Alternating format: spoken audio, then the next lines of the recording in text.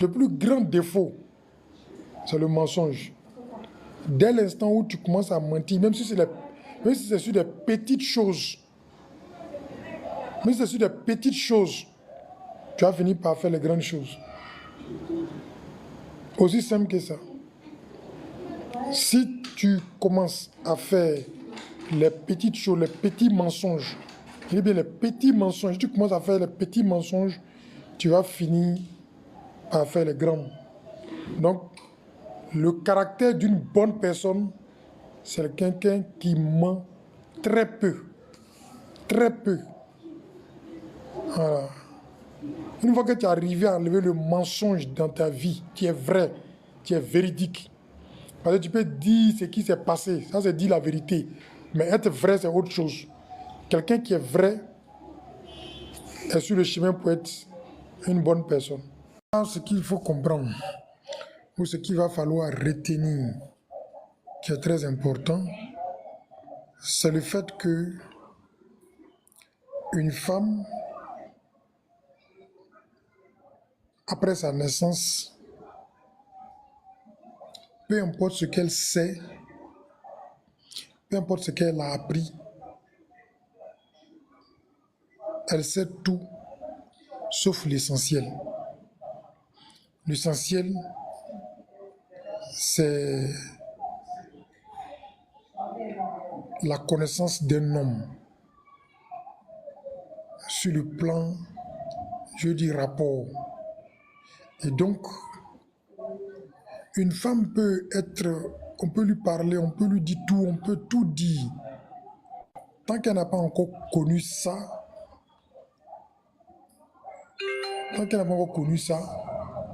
cette dernière ne connaît absolument rien du tout. Je dis bien rien du tout. Et donc, si elle arrive à connaître ça, automatiquement, elle découvre un autre univers. Et cela fait que, je veux dire, si vous avez remarqué dans le comportement des jeunes filles, toutefois qu'elles connaissent les rapports, on voit que leur comportement change radicalement. Donc, en fonction de celui qu'elles ont croisé, à la maison, chez elles vont devenir soit rebelles, parce que chaque fois que celui-là qui est dehors est en train de leur dire quelque chose, automatiquement, est-ce que le gars dit là, c'est ce qu'elles vont prendre. Est-ce que le gars dit là, c'est ce qu'elles vont prendre. Peu importe ce qu'on leur avait enseigné depuis longtemps, depuis belle lurette, peu importe ce qu'on leur avait dit, c'est qu'elles savaient, tous les avertissements qu'on lui a donnés, dès l'instant où elles connaissent ça, automatiquement, je veux dire, ce dernier-là, dont elle a accepté d'aller avec lui là, ce dernier-là devient sa référence en termes de ses ambitions, de ses volontés, de tout. C'est ce qui fait que, vous allez voir que beaucoup de filles à la maison, quand elles commencent à avoir des rapports, elles deviennent pratiquement ennemies parce que tout ce que les parents vont dire, qui vont à l'encontre de ce que ce dernier dit, les met dans un état de rébellion. Ça, c'est un. Deuxièmement, il faut retenir une chose, c'est que quand la jeune demoiselle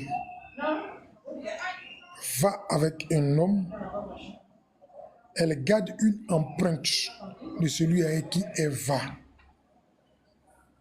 Mais vous savez que c'est des rapports et c'est des émotions, c'est des partages d'émotions. Quel est le sentiment réel de ce dernier qui va vers elle? Et qu'est-ce qu'il va lui communiquer?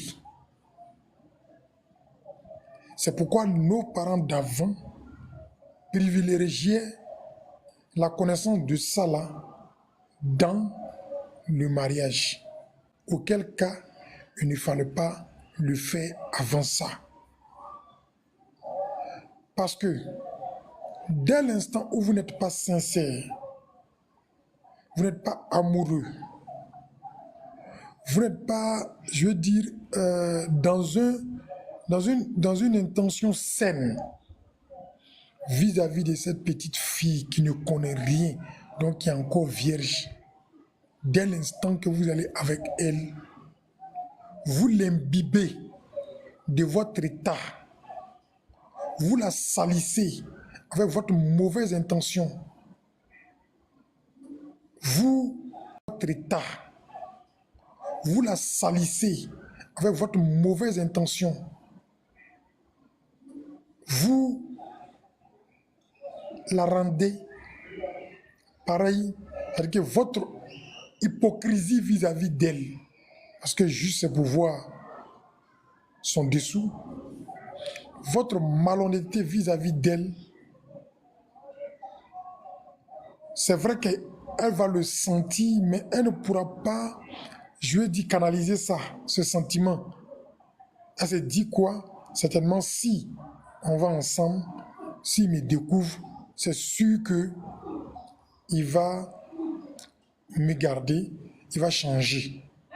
C'est le stade d'espoir de la femme vis-à-vis de l'homme là qui va faire que elle va aller avec vous, bien qu'elle ne soit pas trop sûre, mais comme vous la flattez, les flatteries, comme vous la blaguez avec de l'argent, donc le besoin va l'amener à aller avec vous, tout en espérant que vous serez quelqu'un qui va rester avec elle. Une fois que cet espoir est déçu, cet espoir est foutu en l'air, vous transformez cette dernière. Et une fois qu'elle est transformée, elle devient amère. C'est ça le sens de si on te donne une belle voiture, la voiture neuve.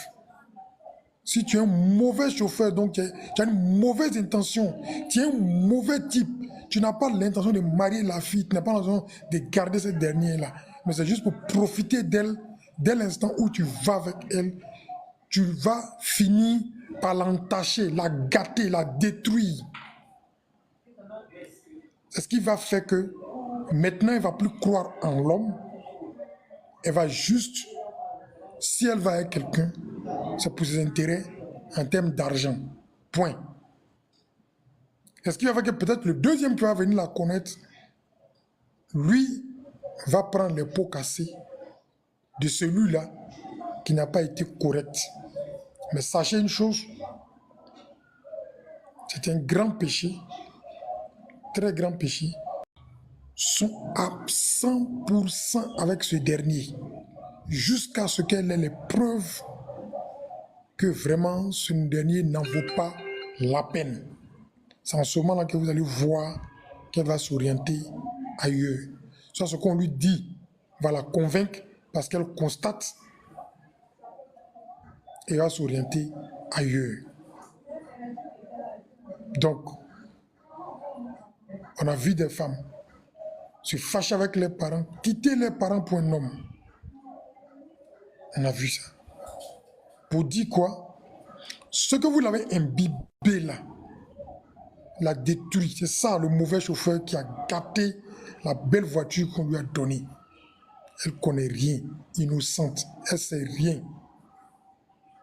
Toi, tu es venu, tu as fait ce que tu voulais, tu t'es donné du plaisir, tu as fini, tu es parti. Mais ce que tu viens de faire là, ce plaisir que tu viens de prendre là, tu viens de détruire une personne à jamais. Parce que toi, ton intention n'était jamais bonne vis-à-vis de cette dernière. Donc voilà. Le sens de un mauvais chauffeur, peu importe l'état de la voiture qu'on lui donne, va détruire ça. D'autres, au premier coup, se rétractent, deviennent amers directement.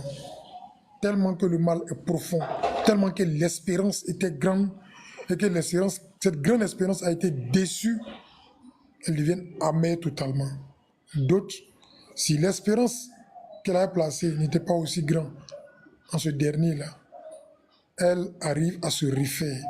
Mais là aussi, il faut qu'elle ait la chance de tomber sur une deuxième ou un deuxième qui sera quelqu'un de qualité qui va pouvoir la restaurer. Donc si vous rencontrez une demoiselle qui a déjà eu des rapports hier, prenez la peine de la restaurer, la comprendre de ce qu'elle a vécu, la restaurer avant d'entamer quelque chose de nouveau. Parce que c'est ça qui n'a jamais connu d'homme, qui est né, qui est vierge. Comment elle va penser à aller faire la prostitution? S'il n'y a pas une grande personne qui l'a mis dans ça, il n'y a pas quelqu'un qui, à chaque fois, lui fait des remontrances pour dire tes amis font ça comme ça pour qu'elle rentre dedans. Qu'est-ce qui va l'amener à avoir, dans sa logique même, déjà d'être quelqu'un qui veut faire la vie pour pouvoir, si ce n'est pas son milieu qui l'a transformé, c'est ça le problème. Donc il y a le problème du milieu, elle naît dans un milieu où les gens, ils ont une façon de voir cette chose-là qui est que c'est un moyen d'avoir de l'argent. Donc elle pousse ça. Donc si elle est née dans une famille éduquée, une femme ne peut pas naître comme ça et puis d'office, à ses 15 ans, 17 ans, 18 ans, elle veut être une frivole. C'est pas possible. Si elle n'a pas été influencée quelque part, c'est forcément qu'elle a été influencée quelque part, ce qui fait qu'elle va être frivole. Il y a toujours une influence. Il y a toujours soit l'influence de l'environnement, des personnes qu'elle connaît, ou de quelqu'un qu'elle a connu avec qui elle s'est donnée et que la personne n'a pas été à la hauteur. Et donc, du coup, ça a créé une autre personne. Ça l'a fait une seconde nature, sinon de nature. Depuis le temps, quand on parle du mot ou du terme vierge, elle est vraiment un cahier sans écriture que quelqu'un prend pour écrire ce qu'il veut à l'intérieur. Mais quand une fois qu'elle a été imbibée de mauvais conseils, de mauvais exemples, de mauvaises expériences, c'est normal qu'au sortir de tout ça là, elle soit quelqu'un qui devienne, qui prenne peut-être, qui épouse, puis les faibles qui épouse l'esprit de frivolité ou bien frivole. Et puis maintenant, toi tu la connais, elle dit, hein, mais qu'est-ce que toi tu sais d'elle au passé qui fait qu'aujourd'hui elle te dit que non, qu'elle veut vivre sa vie? Parce que peut-être qu'elle a eu à mettre de l'espoir quelque part.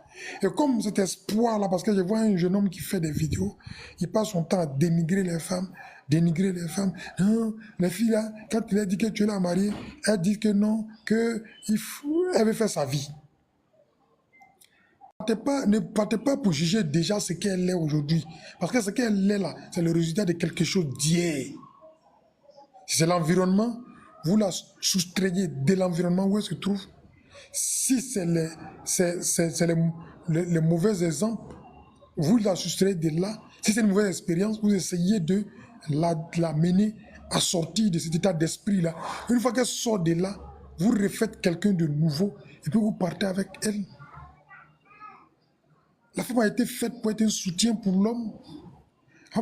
La femme a été un bonheur pour l'homme, quelqu'un qui doit être aux côtés de l'homme pour le permettre d'aller plus loin. Comment un cadeau que Dieu même a voulu faire aux hommes, un cadeau peut être nuisible? Comment tu as traité ce cadeau-là? Où tu as déposé ce cadeau-là pour qu'aujourd'hui, si tu finis de manger ça, ça te donne mal le ventre? C'est ça. Si tu vois que le cadeau que tu as aujourd'hui là te donne mal de ventre là, pose-toi la question, où est-ce qu'ils ont déposé? C'est là que se trouve la question.